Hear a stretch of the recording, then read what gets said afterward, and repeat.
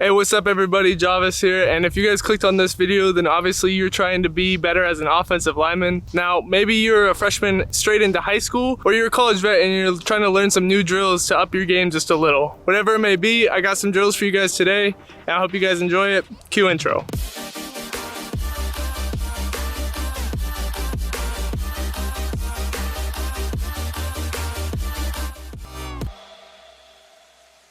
Alright, if you guys are new to the channel, go ahead and hit that red subscribe button and hit that notification bell right next to it so that you guys can get a notification every time I upload a video. My goal for this channel is basically help as many people as I can to get to college athletics. And if I can do that, I'd be happy. So just to get down to it, let's jump into the first drill. So the first drill is going to be called the mirror drill. And what we're going to do here is we're going to get in our offensive position and we're going to have someone across the line of scrimmage from us. In this drill, you want to get into your offensive stance and have someone across the ball from you. And on the set of go, you're going to go ahead and get started and you're going to pop up into your position. You want a big chest and you want hips low and you want your feet with your knees slightly bent inwards. And as the person across from you is going back and forth across the line of scrimmage, you want to go ahead and follow them by kick stepping towards wherever they go, and you want to get in front of them and don't let them get to the side of you, and they are going to try and juke you out. The whole point of this is try and keep a good base under your hips and make sure that you keep the guy across from you in front of you, and this is to try and simulate in a game situation where you're trying to keep the defensive lineman in front of you instead of letting them pass you to go sack the quarterback. That's probably the worst thing that offensive linemen can let happen, and you don't want to go back and see it on film in any type of way. Now, as I said, when you're doing this, you want to make sure that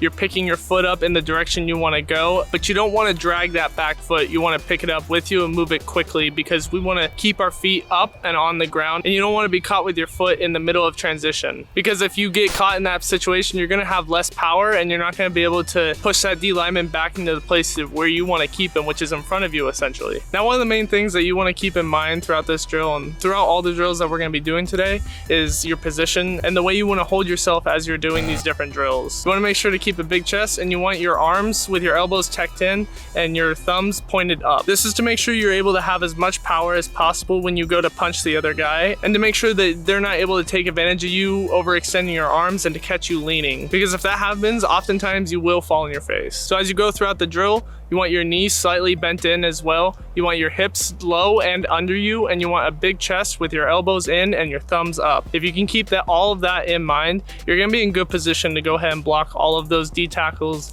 D ends, blitzing linebackers, even blitzing corners or what have you. Now, there's not a whole lot more to say on this drill, so go ahead and watch a couple of these clips that I'm going to put right now so that you can focus on the technique and pay attention to each part of the way that I'm doing this drill.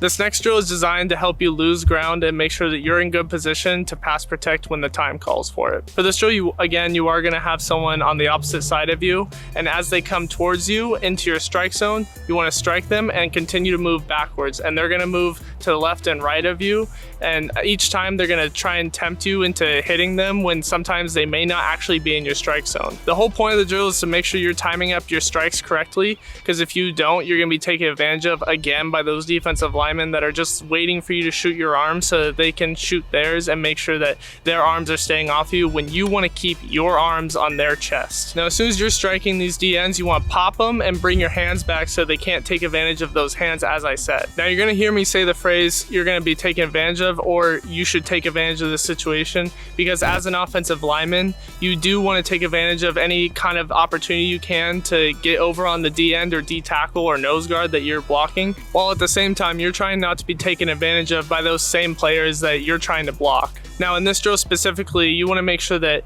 you're getting your arms back so that you can't be taken advantage of, as I said, by those defensive linemen. Because if you leave your hands out there too long, they're going to be able to take your arms and throw them to the side, and you're going to have no way to block them without potentially holding them or blocking them in the back. Again, for this drill, as I said, you want to keep your big chest and you want to have your hips under you with your knees slightly bent in. And you want to make sure you're keeping that good base and that you're kick stepping to where you need to go to stay in front of the other defensive lineman that's across from you. Because the minute that you overextend, you're not going to have as much power from that position, and that defensive lineman is either going to run you over or run past you because you're out of position and you're not able to compensate for that extension of your legs. Now for the different positions, it might vary on how you want to practice this specific drill, because as a center, you don't want to be kick stepping that far back. But there is still value to be had here because you are going to have to lose a little ground as a center when you've got a nose guard that's over you pretty much every single play, unless it's a different specific type of defense that doesn't have a nose guard over the center in that specific instance. All right, so for this next drill, you guys are going to want a partner. And again, you guys are going to stand across from each other. As you get into this, you want to make sure that your hands are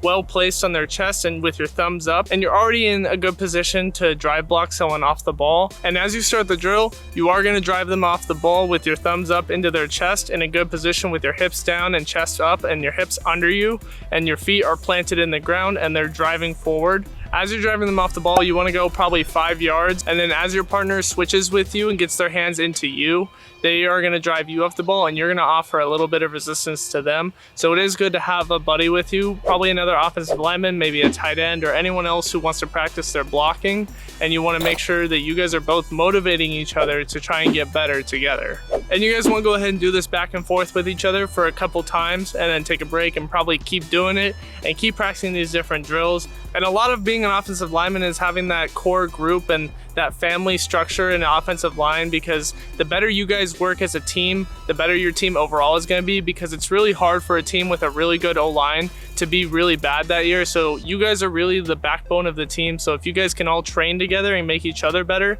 you guys will be a lot better off in the future. Well, hopefully you guys can get something from this, and hopefully you guys will be able to utilize this in your future trainings. And if you guys have any questions for me about anything offensive line related, or if you have any suggestions for anything else you want me to talk about in future videos, go ahead and put that in the comments down below. If you guys are looking on how you can gain weight as an offensive lineman, or really as any type of football player, I'm gonna go ahead and put that right here, so that you guys can already have some videos available that I've already made in the past. I made a whole set of videos on how you can shop, how you can eat, and the science behind it, and what you should be eating throughout the day. I already made you guys kind of a plan for that, so go ahead and check that out right there. Thanks again, guys, for sticking around to the end of the video. I did just hit 200 subscribers, so that's a pretty big deal for me, so thank you guys for continuing to support me. And again, let me know what else you guys want to see from me. And if you guys liked the video, go ahead, leave a like on it, and hit subscribe if you are interested in seeing more from me in the future, and hit that notification bell so you can get a notification every time I upload a video, so you guys don't miss a thing. This has been fun, and I'll see you guys on the next one.